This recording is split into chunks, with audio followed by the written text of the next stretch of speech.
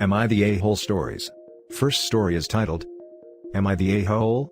My sister is very ill and asked me to take custody of her kids when she passes away. I said no. I feel like backstory is key here, so I'll try to be as in-depth as I can within the letter limit and sub-rules. I am 28 and she is 34. Me and my sister grew up in a bad family. Our dad was alright but also an alcoholic. Unfortunately he died when I was 8 and our mom was straight up abusive. Our quality of life more or less went from crappy but manageable to horrid. What was even worse for me was my sister leaving a year later to live with her boyfriend, leaving me alone with mom. The next years, I won't go in depth on, but I ended up being taken by child services at 13 and put into foster care until I was 18. I more or less decided to move on. I forgot about my past and family, decided not to seek them out or speak to them again. Got a job, put myself through college, and with a lot of hiccups, like a lot, I ended up graduating at 24 and have since been doing extremely well for myself. Just to be clear, during all this time my sister never once reached out to me either. That was until 3 months ago when I got a long message on social media. No apologies, no discussion of the past, just a long message about how she was sick and needed her brother right now. I wanted to ignore it, but my girlfriend convinced me to go see her. It was awkward. She has 4 kids, no husband or boyfriend in sight, and I don't think she has any friends either. She reminded me of our mother. All she did was talk about herself. Regardless, I felt bad, so visited her a few more times, up until last week that is. She told me she had gotten her affairs in order and she put me as the person she wanted her kids to go to. I immediately told her that was not happening and that she should reach out to their father or something. She cried, saying they were not in the picture, and begged me. I held firm and ended up leaving when she started screaming at me. I haven't spoken to her since, but I have received a load of messages from her switching between cursing me out and begging to take them. I feel terrible. I could technically give these kids a good life and I'd essentially put them through what I went through if I don't. But I do not want to give up my life and what I have built for the sake of a woman I barely know and kids I know even less. Edit. So, I consistently get replies that are made by people who have obviously not read my post and go off on the premise that I am refusing to take the kids to punish my sister. I said no because a stranger I have not seen since I was 9 asked me to make a life-altering decision on taking care of 4 children who were literal strangers to me, 2 of whom are toddlers. I would essentially ruin my own life. Any punishment my sister gets she will get after she passes away, on the off chance there is a God. Thanks for all the replies though, some have been very insightful. Now for the top comments. Not the a-hole. Being blood related doesn't mean they're always family. You're not entitled to do everything.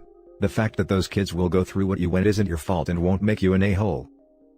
Still feels horrible. I just wonder why their dads are not involved, or at least their grandparents. I understand that, you know what being put in a foster care means and how hard it must be to build up your future all alone. But still, don't do any choices under the influence of guilt. The dads probably didn't care enough. No a-holes here. You're not the a-hole for refusing to take custody of, essentially, a stranger's children. But I'm not going to call a dying, desperate woman an a-hole for this either. If someone is basically slipping down a cliff, you don't call them an a-hole for swearing or screaming at people for help? Even though that isn't okay behavior in the strictest rights and wrongs of it. I'm appalled at the lack of empathy for her in the comments. It is within your power to help them without taking them yourself. Simply by having an extended family relationship with them while they go through the foster system, you will be someone they can tell if they are not well treated. You can be an advocate for them. Just the fact that a relative is around and is seen to care for them, in itself, gives some protection from predatory and neglectful carers. I think it would be a decent thing, and a reasonable middle ground, to offer to do that much. Yeah, I came here to say no a-holes here for all the same reasons. Yes, but I do think that he should not feel obliged to take the kids in. He shouldn't do it to spite her, but if he is not ready to take care of 4 kids, that shouldn't be on him. Where do all of you get the idea of me doing it to spite her? It's a really weird assumption. Not the a-hole. If the kids' fathers are known, they would automatically go to them first. No one else could take legal guardianship of the kids without the fathers being contacted. Your sister should contact the fathers about what's going on. Now for the second story. Am I the a-hole for not giving custody of my sister's kids to their father after she passed away? Honestly, everyone has told me I'm not the a-hole, but all of these people were closer to my sister and I than a kid's father. Want some stranger's judgment, cause I'm honestly feeling like a huge D here. My sister passed away in January 2020. They had discovered a brain aneurysm, and during surgery to remove it, it ruptured. She ended up passing away on the table. She had sole custody of her 3 kids, my niece, J, who is 6, nephew K, who is 5, and another niece, L, who is 3. They are quite upset, while also not really understanding why she isn't coming back. It's a difficult time for them. Background: my sister and the kid's father, M, got together and she got pregnant fairly quickly. We always felt M tampered with birth control to make sure she got pregnant, but with no proof. We said nothing. She was pregnant again fairly quickly, and debated getting her tubes tied as she had 2 kids, a boy and a girl, except because of her age the doctor wouldn't do it. Eventually she got pregnant with L, and not long after discovered that M had been using drugs the entire time she knew him. Now, he was quite obviously in the throes of addiction, and things that she had brushed off before were starting to add up. I was there for her first 2 kids' births, spent many sleepless nights helping her. The kids knew and loved me. When she discovered the drug use, she cut ties, moved in with me, and took all her evidence and got full custody of all 3 children, giving M supervised visitation. He never showed up to the court date. My sister moved out when L was 8 months old. I continued to visit her at least 3 times a week. M heard of my sister's passing, and made a half-assed attempt to reach out. Apparently, he has gone to rehab, gotten clean, has a job, and is living in a 2-bedroom apartment. According to M, he and my sister had a verbal agreement that in the event she passed away, if he was stable, he would get custody of the kids. It's believable. My sister was never one to refuse a relationship with him. He has seen them more often recently. My sister had a will. The will states that I get custody of the children, so that's what I went with. Currently, I have full custody of the kids. They're doing a bit better, but they're still kids that miss their mom. I gave him the option of having supervised visitation until he was clean for 2 years and held down his job for a year, then it could move to unsupervised and overnights. I'm trying to be amicable in this process. He hasn't been as happy but is willing to try and move past the anger and disappointment for his kids, but he's pretty pissed about it still. So, was I in the wrong here? Should I have considered it, and not fought as hard when he contested the will? Edit: I legally have sole custody of the kids. I went through the process with my sister's lawyer, who was responsible for her estate, and helped me figure everything out while I was in the throes of the biggest loss in my life. Now for the top judgment and comments. Not the a-hole. If he was doing his visits he would have known of this passing sooner and would have tried to go through courts. I don't trust him, but I think supervised visits should still be a thing. Go by the will and keep custody of these children. They need protection, maybe some grief therapy. Keep them safe. He can absolutely still go to court to get custody of his children. Unless he has proven himself to be unfit by the court, it is likely he could get custody of his biological children. Kids aren't property that you can just give to whomever upon your passing. Not the a-hole. Follow the will. And bless you for taking the kids, they'll need stability especially now. Also, it's not like you're keeping the dad away. Also, my sincere condolences. I just want to do what my sister would have wanted for them. Not the a-hole. Your boundaries for visitation are completely reasonable and you're well within your rights as guardian. I'm sorry for your loss. Now for the last story. Am I the a-hole for not uprooting my life and taking in my brother's kids? I, 29 male, and my brother, 24, had never gotten along.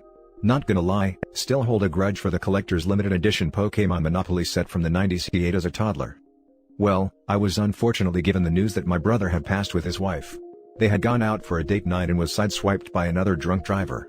Their children were with his father and stepmother. Well, unbeknownst to me, I was offered up as a guardian option. I'm the big showbiz guy who moved to Hollywood and works at blank studios. I'm a security guard and I worked there a few times as a temp job for a co-worker. His parents can't take them because they don't make enough to support 4 kids. And our mom most definitely can't afford to take care of herself, let alone children again. That leaves me and my sisters. Seeing as one is a first-time mother and the other is a hermit, all eyes are focused on me. Only problem now is that I live 2,300 miles away in LA where they are in southern Louisiana. So, in my mother's lifelong quest to get me home, she is not telling me I need to come take in my brother's kids so they aren't forced into the system. Here are my points that are not being heard by my mother and other family members who have now rallied together to guilt trip me. 1. I haven't spoke or seen my brother in over a decade. I was 17 at Christmas when we last spoke. 2. I do not know these kids. I've never met them, I don't know their names. Basically, I'm a stranger to them and vice versa, and therefore don't want some random kids in my house. I have enough time watching after my 2-year-old goddaughter who loves trying to play with my PS4 games. 3. They want me there and not for them to come here, as to not ruin their school lives and so they can see their grandparents. Mind you, his father and stepmother hate me. And lastly, apparently my sister-in-law was allergic to dogs, and so are her kids. So therefore, my 6-year-old German Shep/Rot mix would have to be rehomed. And I'll be damned if that happens. And I know this is probably just another thing my mother can use against me to guilt me to coming home. First being my grandmother age and health, and now my brother kids.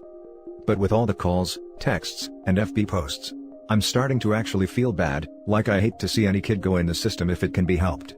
But like, what am I to do? Am I the a-hole? Now for the top comments. Not the a-hole. There are Social Security survivor benefits and resources for people who can afford to raise children they are becoming guardians of. Claiming financial hardship to pass the responsibility is disingenuous. People make whole livings out of being a foster family, and that is possible in cases where family members take in children of deceased or otherwise unavailable parents. My cousin was a foster parent to her own grandchild when her son and his girlfriend were deemed unfit to take the baby home from the hospital. The extra layer of freaking stupid in that situation is the girlfriend was barred from living with minor children, but my cousin's son still was eligible to keep custody of the older child. So, he moved in with his mom and baby with the older kid while his girlfriend stayed in their apartment. My point in saying all this is that your family needs to pursue resources available through their municipal/county/state agencies. Foster care wants to place children with relatives, so it might be hectic and procedural. They will guide them through the process. Don't take the bait to come home and solve all the problems. Oh my god. This is wonderful information. Here you go, up another option. Not the a-hole. It sucks, but you aren't obligated to take his kids. Like you said, they are strangers to you. If you give up your life and move back, you will be nothing but bitter. I feel the same way, and I know it wouldn't be their fault, but part of me feels like I'd resent them for it. And that's just something they shouldn't have to deal with on top of some random stranger, now their parent after their parents' sudden passing.